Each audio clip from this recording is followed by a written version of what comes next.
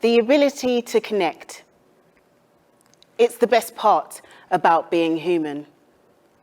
It's a skill we master, whether online or in person. We build communities. The most significant indicator of a person's strength is our willingness to show who we are. The good, the bad, and the ugly. And yet so many of us learn it is only okay to show our best selves to others. Why is this? How can our personal vulnerability strengthen our communities? I have borderline personality disorder and mixed anxiety and depressive disorder. I basically walk around afraid of what life brings and how it will treat me. That's not the official way of describing these disorders, but it's mine. I can be the life of the party, but most of the time, I'm the antisocial friend that celebrates when you cancel plans. I have a constant fear of being rejected by others because I am different. At some point in our lives, we all experience exclusion, whether it's the first day of a new school, the day you move into a different area, the moment you didn't feel cool enough, the day we didn't quite fit and didn't feel like we belong. Sometimes this exclusionary feeling is short-term, a moment of shyness. We haven't made friends yet. Everything feels unfamiliar. But after a while, we open up. Things start to fall into place. We make friends, buy those trainers that make us feel cool, and feel accepted. After a while, we build a resilience to feeling out of place because we know we can fit in. And that's great.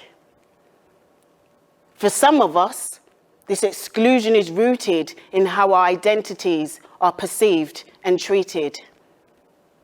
For some of us, this exclusion is rooted in how we perceive ourselves. For me, it's both. When you are younger, you learn difference. You can identify different colors, shapes, sounds, and tastes. As you grow, you realize that some differences are positive and some negative, which frames your perception of yourself and the world. As a diversity and inclusion consultant, my role is to support organizations and people to create a sense of belonging and push further beyond tolerance towards understanding.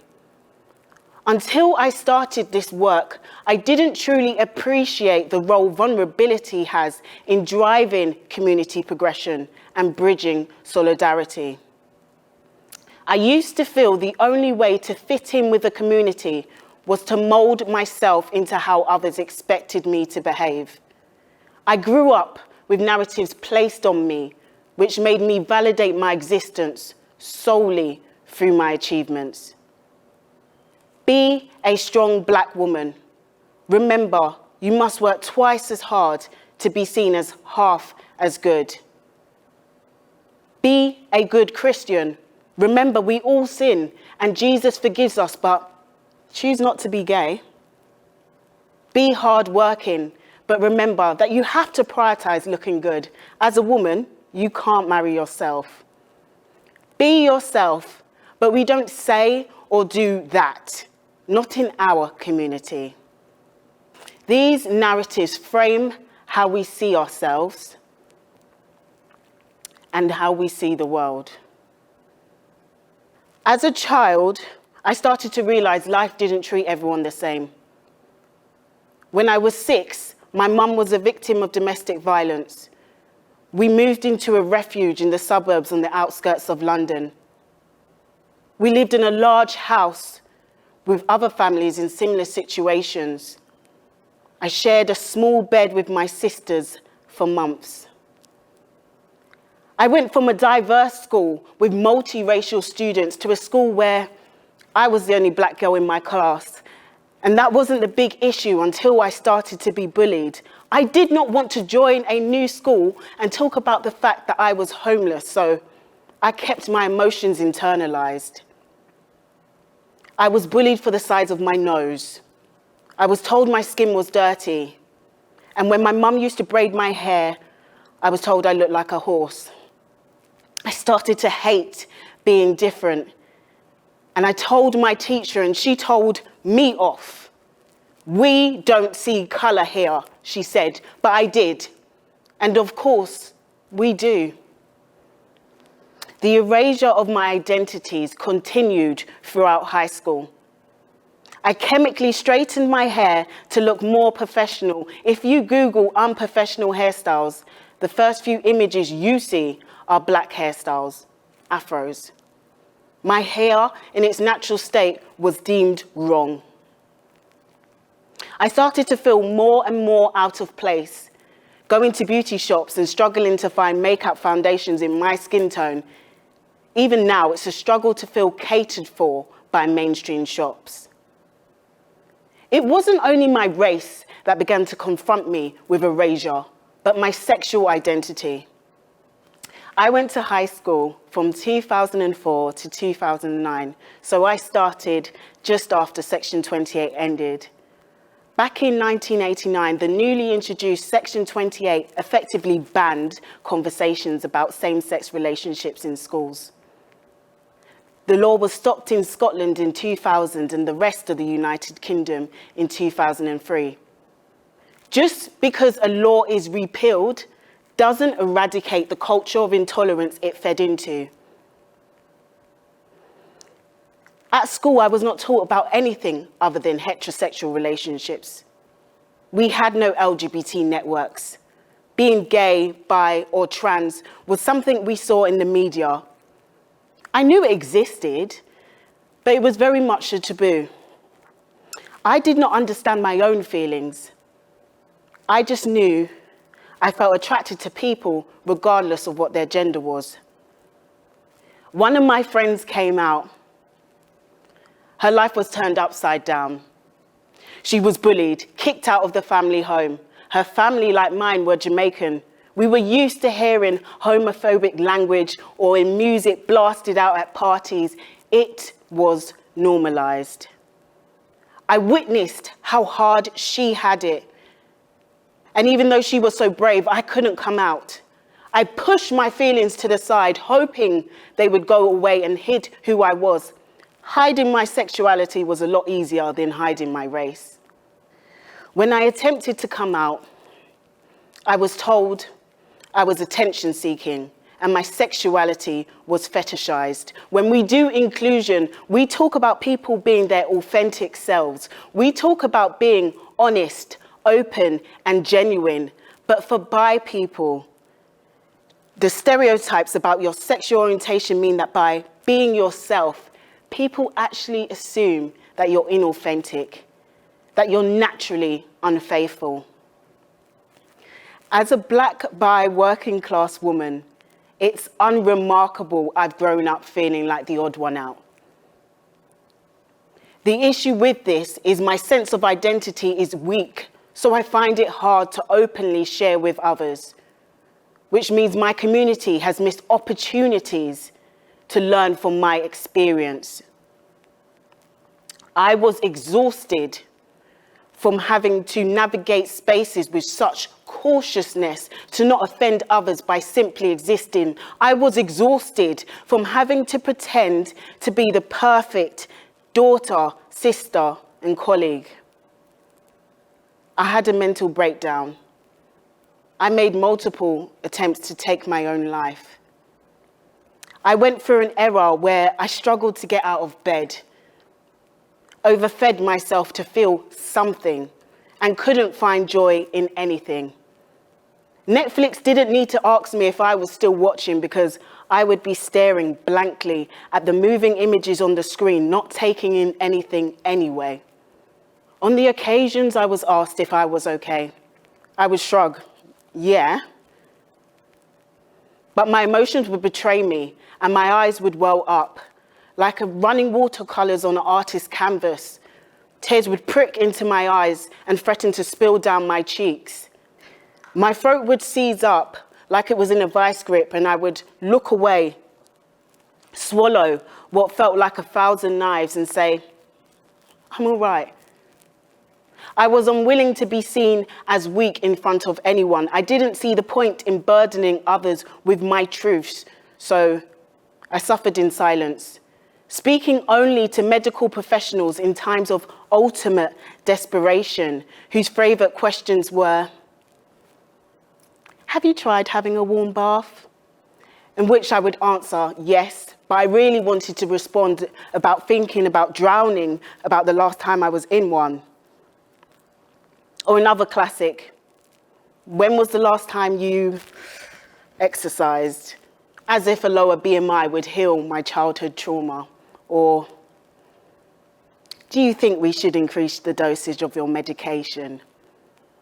And I would respond blankly, emotionless, in so much pain. I didn't want to feel anymore. I didn't want to live anymore.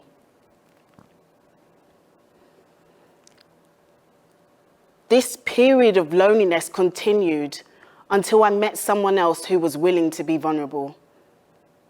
He spoke openly about being Black and gay and the impact a lack of acceptance had had on his mental health.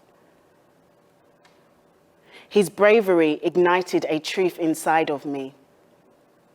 And this became a life-changing moment. Like when the sunshine glows through a stained glass window, or when a rainbow suddenly breaks through the clouds and rain. A moment of beauty. My black and white thinking of all good and all bad began to shift. I thought to myself, I want to do for others what he did for me. So I did. I opened up first to a few friends, then to my family, and they all accepted me and started to share with me. I have queer family members I did not know about. Most people I know have experienced a mental health issue or low mood. We could finally learn from each other. Instead of hearing, you are such a resilient, strong Black woman, I was showered with, you are so loved. We hear you, we see you, we care for you, we are you. Without a willingness to be vulnerable, communities wither, because the same people speak into echo chambers, listening to voices that speak the same way as them. People feel that the Black community does not talk about our mental health, and we do. Still, our experiences aren't platformed the same, so struggling with your mental health or being tarred with a diagnosis can feel isolating. Who we are is our most precious asset. I don't want anyone else's perception shaping how I see myself anymore. Sharing who we are, we invite others to learn from what has caused us shame. And I have found I have learned from others' experiences that I may never go through. But I have an indication of their journey, and my mind has expanded thanks to their bravery. And it is frightening to put yourself out there and be seen.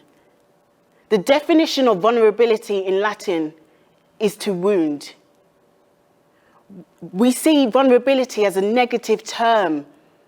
To share ourselves is to wound. Well, consider me a wounded healer. Brené Brown said, vulnerability is the birthplace of innovation, creativity, and change. And I agree. Vulnerability inspires authentic connections that shift our world for the better. I recognize now to strengthen our communities is for us to come together and be collectively vulnerable. And only then can we assess how things work, where oppression lies, and create justice. It can give a community purpose because it highlights the cracks in our society and provides an opportunity to fill them. We know the importance of self-vulnerability, which is why we have self-help books. We invest in ourselves. Still, we cannot be complacent in the role of sharing our worst selves with our communities. We often hear the phrase, "I cannot be what I cannot see," and this is true for our communities. Collectively, we cannot evolve unless we amplify marginalized voices. So let's come together. Listen compassionately and share courageously. Let's stand in solidarity with each other at Pride. Until all of us are globally 3-2B, how can we celebrate? We all deserve that level of liberation. Let's have a cuppa. Show kindness to one another every day, and not just on mental health awareness days. When we are ready to demolish the walls we built to protect ourselves, we can protect each other by validating our truths. In a world of loneliness and self-doubt, being brave enough to come together and admit our imperfections can save us all.